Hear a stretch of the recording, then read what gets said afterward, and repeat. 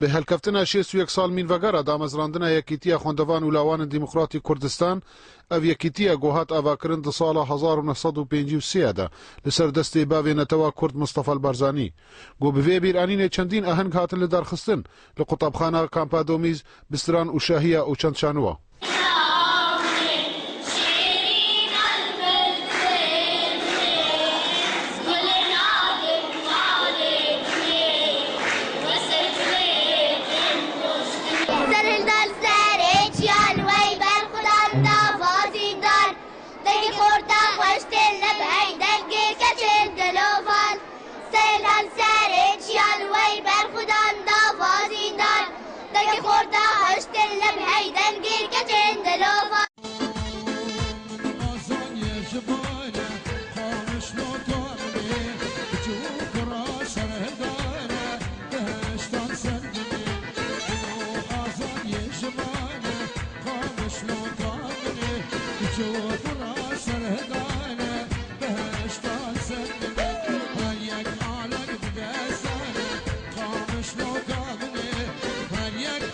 Vê bîranînê rêveberên van qutabxana çendîn diyarî belav kirin li ser şagirtiyên xwe û li ser bîranîna yekîtiya xwendevan û lawanên demokrat Mamosta Abdullah rêveberê qutabxana Qamişlo û Mamosta Sadiq Abdullah rêveberê qutabxana Rojava wiha anîn li ser ziman. Bi helkefta 61 saliya damezrandina yekîtiya qutabiyên Layên Kurdistanê ewal li kevêta 18 Şubatê sala 53 de li dû Kongresê Partî Demokratîk Kurdistan li Kerkûkê ew hatî encamdan dov tawsiya bavê Nemir Barzanî Nemir Wî kongrî de biryar hata dan ku ew êkîtî bihêta damezrandin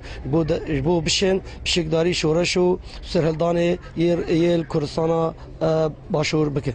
Ji ber hindî ev roja wekî rojeke mêjûwa li cejna qutabiyan de ya li ser me fere ku em vê bêrîweriyê sağ bikin û em birabin corê corê çalakiya li qutabxanê em wek qutabxana Qamişlo vê helkefta pîroz em pîrozbahiyê sercemê qutabiyên her çar parçeyê Kurdistanê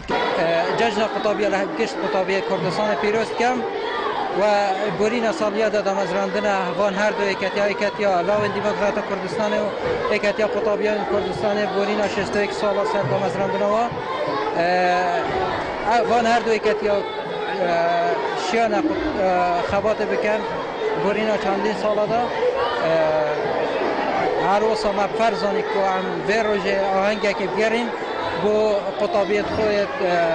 کردستان روشاوا الکمپا دومیز لما فرزاني دلخوشيك بوج وغير رجع ويا بيروس قطابي سري رمينا لهر شورش كده وبيش رجع ملطانا وصدمة بيش كتناوانن سباسيالش ناي داريت كن وشبوع بعيد مرشي كنا ام هيفيدكم كم بقنا ولاتي خو وام هيفيدكن ام بق عيدي ولاتي خوش تشيكن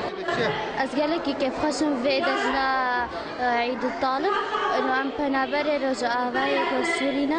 وأسألك كيف خشم نجمع مصاي جبي حفلة جمر تشكرني وأسألك يتخازن بقرنا ولاطي خو وأبدرجي ولاطي ما وأسألك كيف